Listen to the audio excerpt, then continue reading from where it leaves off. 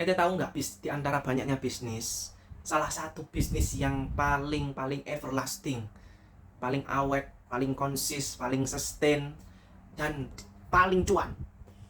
Bisnis apa? Bisnis rentenir, atau bahasa akademiknya yaitu bisnis perbankan. Iya, bisnis perbankan itu adalah merupakan bisnis yang paling cuan sekali.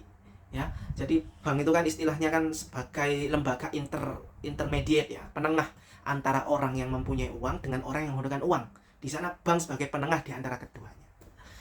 Kenapa saya bilang bahwasanya bisnis perbankan itu adalah bisnis yang paling sustain, bisnis yang paling awet, bisnis yang paling keberlanjutan? Ya kita lihat aja lah, Bank BRI, Bank BCA, itu dua itu merupakan perbankan terbesar tercuan di negara kita Indonesia. Coba kita lihat saja lah, Bank BCA misalnya, ya. Bank BCA ini merupakan bank terbaik, bank swasta terbaik di negara kita Indonesia. Rata-rata pertumbuhannya pun 20 tahunan terakhir ini sekitar 15%. Dan terakhir pertumbuhan laba bersihnya, ini laba bersih ya, bukan pendapatan, tapi laba bersih, laba yang sudah dikurangi semua daripada kos-kos, ya, pajak, kos, ya, biaya-biaya. Ya, intinya ini laba bersih. Itu sekitar tumbuhnya itu sekitar 46%. Atau mereka mendapatkan cuan sekitar 40-an triliun, 40-an triliun. Sungguh luar biasa sekali kan. Begitu juga BRI. BRI malah pertumbuhannya sangat luar biasa sekali di 2022 ini. Sekitar 50-an persen atau mencapai 50 triliun lebih. Coba kita bayangkan. Cuan-cuan. Jadi ini menunjukkan apa yang bisa kita ambil pahami di sini. Ini menunjukkan bahwasannya masyarakat kita, masyarakat Indonesia, yang mana mayoritas kita itu adalah mayoritas Islam, itu sangat bergantung sekali pada perbankan. Iya, sangat bergantung sekali sama perbankan. Masalahnya sih apa sih? Ini bukan masalah yang sepele ya menurut saya, ya. Jadi ini masalah yang serius. Ya. Ini bukan merupakan masalah yang sepele. Ketergantungan kita terhadap perbankan itu sangat besar sekali. Ini masalah menurut saya, masalah yang harus kita perbaiki. Ada apa sih dengan masyarakat kita? Kok sampai cuannya dua bank besar ini begitu besarnya?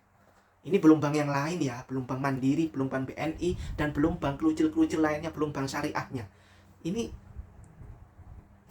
cuma dua bank terbesar saja. Kita bisa bayangkan. Masalahnya sih apa sih? Coba kita cari titik masalahnya. Masalahnya itu di mana? Setelah kita lihat, ternyata masalahnya itu uh, di trust, kepercayaan. Kita tahu bahwasanya seperti yang saya bilang tadi, bahwasanya bank itu adalah lembaga intermediate, lembaga penengah antara mereka yang punya uang dengan mereka yang nggak punya uang. Yang punya uang bingung untuk mengelola uang mereka. Ya, kalau disimpan yang nganggur nanti akan terdilusi oleh inflasi. Ya, sementara mereka yang butuh uang, mereka butuh uang untuk ekspansi, untuk bisnis, untuk konsumtif misalnya, dan lain sebagainya. Ya, di sini bank menjadi penengah antara keduanya. Pertanyaannya sekarang, apakah di zaman Rasulullah misalnya, di dalam Islam, apakah tidak ada solusi bagi mereka misalnya yang kesulitan mengelola uang, banyak uang tapi kesulitan untuk mengelola uang, nggak bisa berbisnis, dan juga bagi mereka yang membutuhkan uang untuk berbisnis, ekspansi bisnis atau memulai bisnis, apakah tidak ada solusi dari Islam? Jawabannya ada. Di dalam Islam itu ada akad mudharabah, yang mana akad mudharabah ini adalah akad kerjasama antara mereka yang punya uang dengan mereka yang nggak punya uang.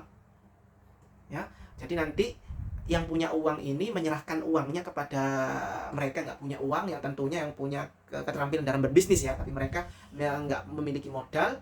Nah, kemudian mereka melakukan akad, ya, akad kerjasama, ya, bahwasannya nanti yang pekerja ini, ya, pihak kedua ini yang menerima uang ini akan memutar atau membisniskan daripada uang pihak pertama. Nanti keuntungannya akan dibagi dua, dan keuntungannya ini melalui prosentase.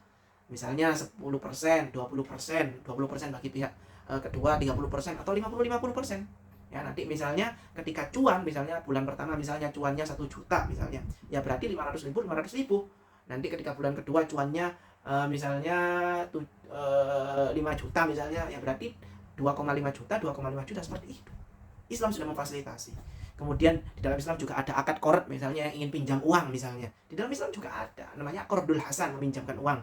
Gimana kalau misalnya pihak keduanya ini yang meminjam uang ini misalnya tidak terpercaya. Misalnya pihak pertama yang ingin meminjamkan uang ini misalnya nggak percaya, ingin jaminan. Ya, di dalam Islam juga ada namanya rohan, atau dalam bahasa sekarang itu namanya gadai, atau akad jaminan doman juga ada dalam Islam, semuanya ada. Investasi ya tadi berarti yang mudharabah itu berarti yang pihak pertama tadi investasi, kan seperti itu. Musyarakah, akad kerjasama, dua-duanya punya uang, kerjasama ingin berbisnis, semuanya ada dalam Islam. Pertanyaannya sekarang, kenapa mayoritas orang Islam itu tidak mengaplikasikan apa yang diajarkan Islam? Kenapa? Setelah kita teliti, ternyata masalahnya itu di trust, kepercayaan. Di kepercayaan. Pihak pertama, mereka yang memiliki uang, tidak mempercayai pihak kedua yang tidak memiliki uang. Padahal kan Islam sudah menyediakan jaminan. Ada rohan atau gadai, juga ada doman atau jaminan. Semuanya ada dalam Islam, sudah ada fasilitas. Dan resikonya pun sama kayak bank, gitu loh. Yang mungkin bank memberikan kepastian yang lebih ya, tapi paling tidak Islam sudah memberikan fasilitas gitu. Bahkan bank itu kalau kita lihat itu mengadopsi daripada konsep Islam, ekonomi Islam. Nah, dari sanalah perbankan itu ngambil celah kita. Tidak adanya trust antara kita, umat muslim, itu diambil kesempatannya oleh bank. Sehingga bank bisa mengambil celah tersebut. Mereka menjadi penengah antara kita yang punya uang dengan kita yang nggak punya uang, sehingga mereka mengambil cuan dari sana. Jadi bank menjanjikan bunga atau interest 5% misalnya bagi mereka yang menitipkan uangnya di bank. Kemudian bank mencekik balik dengan menuntut 10%, 20% bunga bagi mereka yang meminjam uang melalui bank. Seperti itu. Semoga ini bisa manfaat bagi kita semua, menjadi bahan introspeksi bagi kita semua, sehingga kita kedepannya bisa mengurangi ketergantungan kita kepada bank. Karena ini sangat berbahaya dan ini tidak baik bagi kita. Semoga bermanfaat. Assalamualaikum warahmatullahi wabarakatuh.